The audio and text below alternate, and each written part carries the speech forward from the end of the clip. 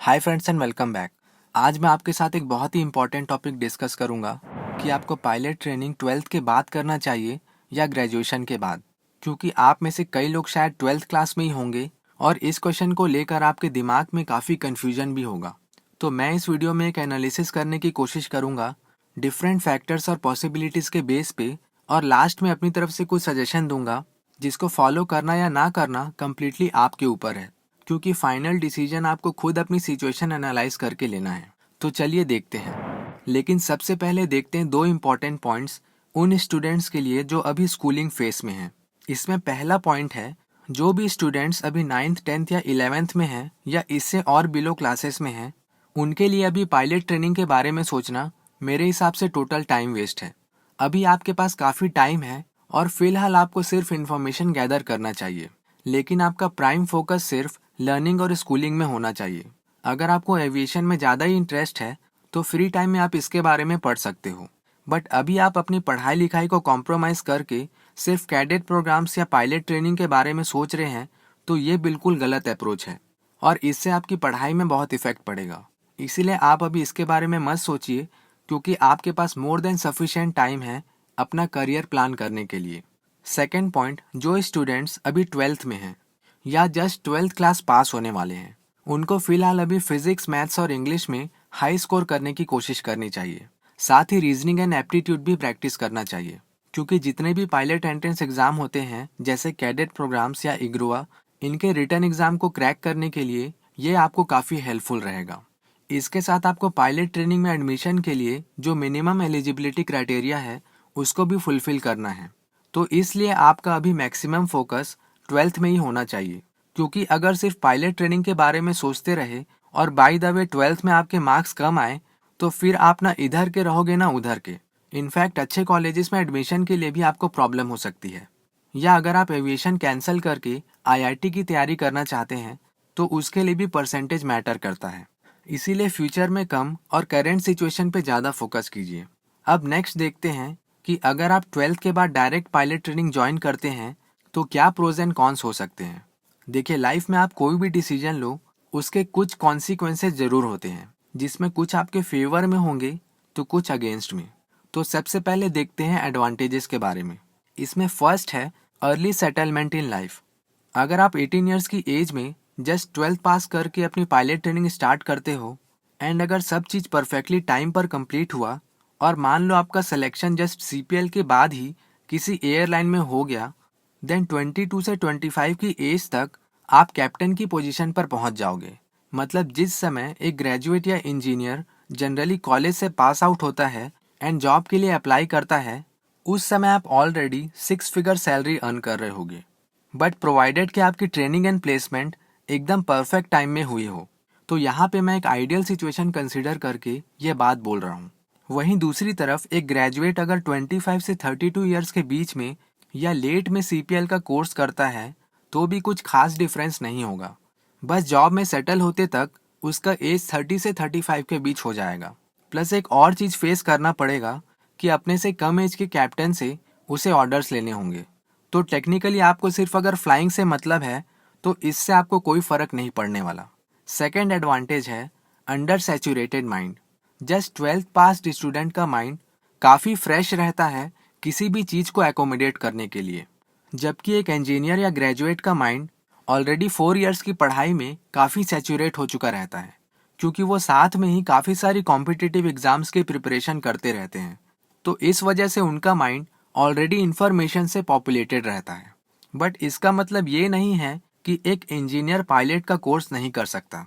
मैं यहाँ पे सिर्फ माइंड के सैचुरेशन लेवल के बेस पे कंपैरिजन कर रहा हूँ। तो ये एक छोटा सा एडवांटेज है 12th पास स्टूडेंट के लिए। नेक्स्ट पॉइंट है फिटनेस। फिटनेस का आपकी एज से काफ़ी क्लोज रिलेशन है। हो सकता है आप अभी क्लास 1 फिट हो, लेकिन जैसे जैसे आपकी एज बढ़ती है डिफरेंट टाइप के हेल्थ प्रॉब्लम्स अराइज होने लगते हैं। इसीलिए एयरलाइंस यंग पर्सन को ज़्यादा प्रिफर करते हैं लॉन्ग टर्म प्रोजेक्शन को देखते हुए। बट इसका ये मतलब नहीं है कि एक ग्रेजुएट को कम प्रेफरेंस मिलता है। बस एज के हिसाब से आपकी मेडिकल टेस्ट की फ्रीक्वेंसी भी ज़्यादा रहेगी। पर जब तक आप क्लास 1 फिट एंड एलिजिबल हो तब तक आपको कोई चिंता करने की ज़रूरत नहीं है। तो ये भी एक छोटा सा एडवांटेज है 12th पास के लिए। बट कोई भी पर्सन अगर 12th पास है या ग्रेजुएट है तो ये कोई ज़रूरी नहीं कि वो क्लास 1 फिट भी हो। इसके बाद नेक्स्ट पॉइंट है मोर वर्क एक्सपीरियंस। जब आप कम एज में ज्वाइन करते हो तो ज़्यादा ईयर्स तक फ्लाई भी करोगे। मतलब 65 ईयर्स जो कि रिटायरमेंट एज है, अगर इस एज तक आप फ्लाई कर पाए तो इस समय तक आपके पास काफ़ी एक्सपीरियंस हो जाएगा। प्लस फाइनेंशियली भी आप इतना स्ट्रांग हो चुके रहोगे कि आराम से लग्जरी लाइफ बिता सकते हो। इसके बाद नेक्स्ट पॉइंट है टाइम एंड मनी सेविंग। अगर आप ग्रेजुएशन ना करके 12th के बाद ही पायलट का कोर्स करते हो तो आपका काफ़ी टाइम एंड पैसा बच सकता है, जिसको आप पायलट ट्रेनिंग में यूज़ कर सकते हो। क्योंकि मिनिमम एलिजिबिलिटी क्राइटेरिया सिर्फ 12th ही है और इसे कुछ सोच समझ कर ही रखा गया होगा। इसके साथ ज्वाइनिंग के बाद अगर आपके पास डिग्री है तो उसका फ्लाइंग में कोई वैल्यू नहीं रह जाएगा।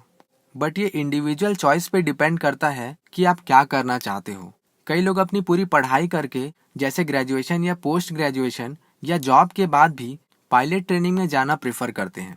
इसके बाद नेक्स्ट पॉइंट है अगर आप सिर्फ 12th पास हो तो इंटरव्यू में आपको सिर्फ 11th एंड 12th से ही पूछा जाएगा और ये एक बहुत बड़ा एडवांटेज है।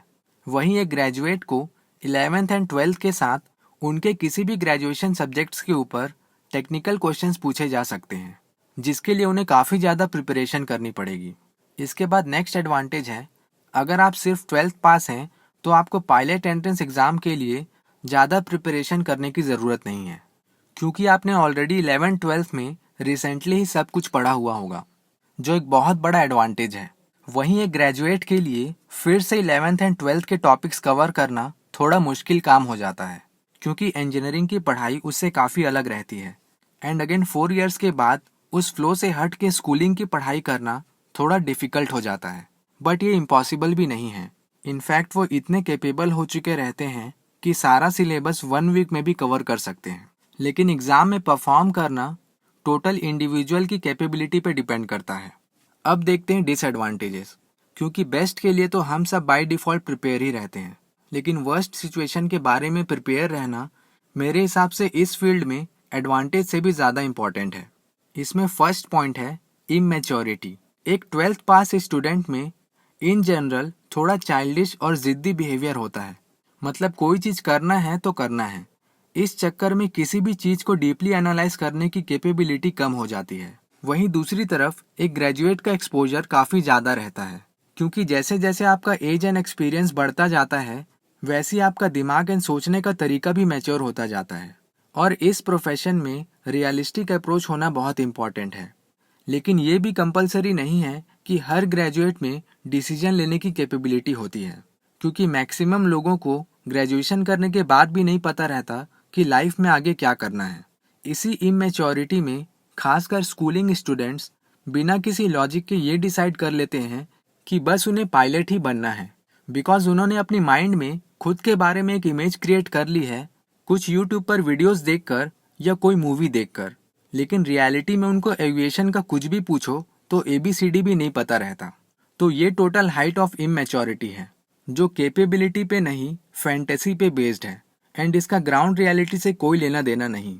बट इसमें भी कुछ एक्सेप्शन रहते हैं जो कम एज में भी रियलिस्टिक थिंकिंग रखते हैं। सेकेंड पॉइंट है क्वालिफिकेशन मैटर्स। अब मान लो आपने जस्ट 12th के बाद CPL में एडमिशन लिया और कोर्स कंप्लीट होने के बाद आपकी जॉब नहीं लगी या प्लेसमेंट नहीं हुआ, जो आज की सिचुएशन के हिसाब से एक स्ट्रॉन्ग पॉसिबिलिटी है, क्योंकि आप वर्ल्ड में कहीं से भी ट्रेनिंग कर लो, आपको 100% जॉब गारंटी कोई नहीं दे सकता। तो इस केस में आपके पास कोई बैकअप प्लान नहीं रहेगा, क्योंकि CPL कोई इंजीनियरिंग की डिग्री की तरह नहीं है जिसको आप मल्टीपल फील्ड्स में अप्लाई कर सको। इसको आप सिर्फ फ्लाइंग में ही यूज़ कर सकते हो। और सेकेंड थिंग, अगर मान लो आपकी जॉब लग जाती है after CPL, then flying career के दौरान अगर आप कभी अनफिट हो जाते हो, जैसे फॉर एग्जांपल आप 30 इयर्स की एज में किसी वजह से परमानेंट अनफिट हो गए, देन अब अगर आप कहीं भी जॉब के लिए अप्लाई करोगे तो आपको सिर्फ 12th पास ही कंसीडर किया जाएगा। और यहाँ पे ये मैटर नहीं करता कि आपके पास कितना फ्लाइंग एक्सपीरियंस है, चाहे आपके पास 5000 या 10,000 आवर्स भी हो, उससे कोई फ़र्क नहीं पड़ता। और सिर्फ 12th पास को जॉब मिलने की प्रोबेबिलिटी भी है या नहीं, और अगर मिल भी गई तो सैलरी कितनी मिलेगी ये आपको ऑलरेडी पता ही होगा। इसीलिए इन केसेस में ग्रेजुएशन ना करना एक बहुत बड़ा डिसएडवांटेज हो सकता है। इसके बाद नेक्स्ट पॉइंट है, अगर आपने 12th के बाद कैडेट प्रोग्राम्स में ज्वाइन किया जिसमें भी 100% क्लियर कट जॉब गारंटी नहीं है। यहाँ पे आप ध्यान दीजिए कि मैं आपको डीमोटिवेट करने की कोशिश नहीं कर रहा हूँ, सिर्फ आपको एक पॉसिबिलिटी बताने की कोशिश कर रहा हूँ कि ऐसा भी हो सकता है। तो इन केस अगर आप कोर्स कंप्लीट नहीं कर पाते या उनके रेगुलेटरी एग्जाम्स या फ्लाइंग चेक्स में बार बार फेल होते हैं या किसी वजह से ट्रेनिंग के दौरान अनफिट हो जाते हैं, तो आपका टाइम एंड पैसा तो वेस्ट होगा ही, आपका करियर भी पूरी तरह से बर्बाद हो जाएगा।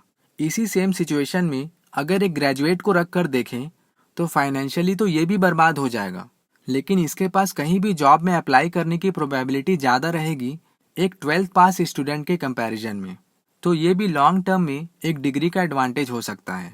इसके बाद नेक्स्ट पॉइंट है, your learning never go waste. आपकी पढ़ाई कभी बेकार नहीं जाती। कई लोग कहते हैं कि अगर पायलट ही बनना है तो डिग्री या इंजीनियरिंग करना टोटल टाइम वेस्ट है, बट मेरे हिसाब से कॉलेज जाने का मौका आपको लाइफ में एक ही बार मिलता है। वहाँ जो आपकी पर्सनैलिटी डेवलप होती है वो और कहीं नहीं होती।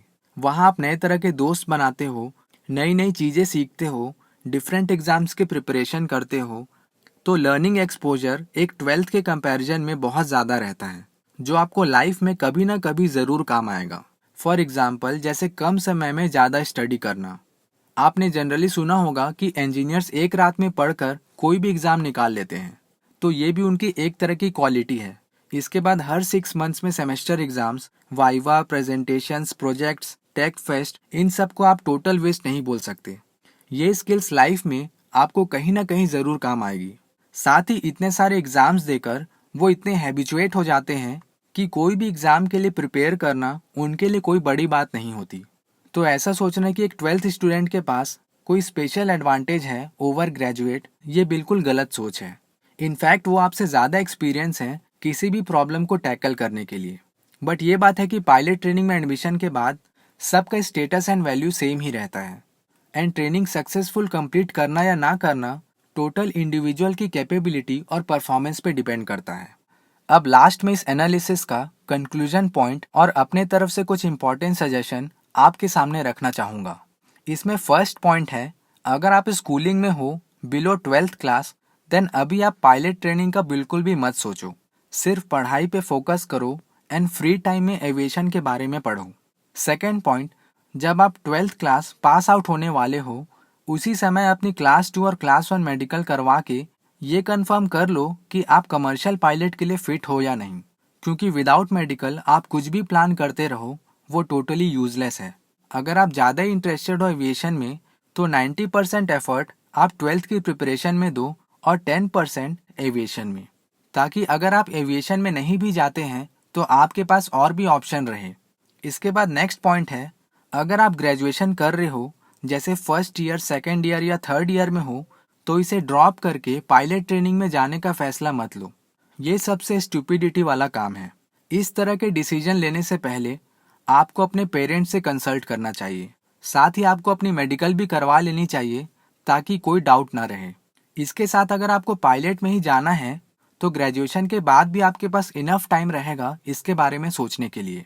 इसके बाद लास्ट और सबसे इम्पॉर्टेंट पॉइंट है, आपने खुद तो डिसीजन ले लिया पायलट बनने का, लेकिन आपको अपने पेरेंट्स के साथ इसको डिस्कस करना बहुत इम्पॉर्टेंट है, क्योंकि अल्टीमेटली उनको ही पैसे इन्वेस्ट करने हैं। तो बेहतर होगा कि आप जितने भी प्रोज एंड कॉन्स हैं वो अपने पेरेंट्स के साथ अच्छे से शेयर करें और उसके बाद उनका भी पॉइंट ऑफ व्यू देखिए कि वो इतना अमाउंट इन्वेस्ट करने में कंफर्टेबल है या नहीं। देन उसके बाद ही कोई डिसीजन आप लीजिए। तो ये थे मेरे हिसाब से कुछ इंपॉर्टेंट फैक्टर्स एंड पॉसिबिलिटीज़ जिससे आपको शायद कुछ हेल्प हो सकता है। So thanks a lot for watching. मैं मिलता हूँ नेक्स्ट वीडियो में, तब तक stay fit, keep learning and take care.